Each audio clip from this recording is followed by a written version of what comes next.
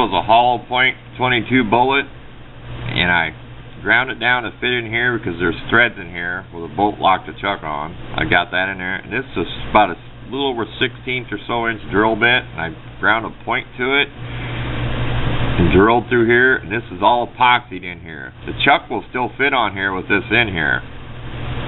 That makes a nice little small center to ride on the wood, and I can always move this forward and put a little pressure on it.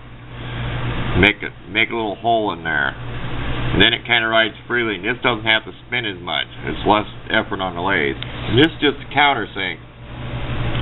Your countersink, like when you countersink screws, and I'll put it in there so far, maybe halfway, and that holds that in. I don't want to put a whole lot of pressure on it, have it pop out, but I've been lucky so far. It stayed in here. So it's in here, and this is kind of free floating. This doesn't really turn the bearings. I can reach back here and stop this with my fingers even. And it kind of spins in the wood. So it takes less effort for the lathe. Doesn't have to turn these bearings as fast.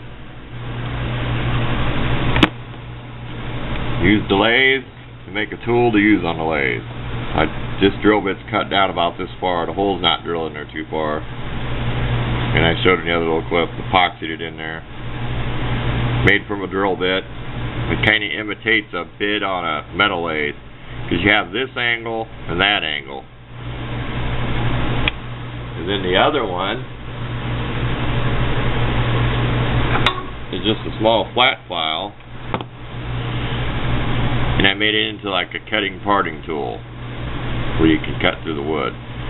Cut down to almost, probably had a 1/4 inch wood left because I wanted to short the piece down. Then I just took my little small handsaw and sawed it the rest of the way.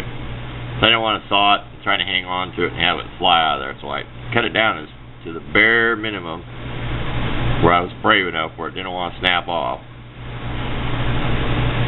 And this is the first one I made. Nice little handle. And this just sharpened to a point and tapped down in here. So it can be pulled out and I can change it. So I don't need to make a handle for each little file I make. I can actually take this out. That's it. Hope you enjoyed watching this little clip. Thanks for watching.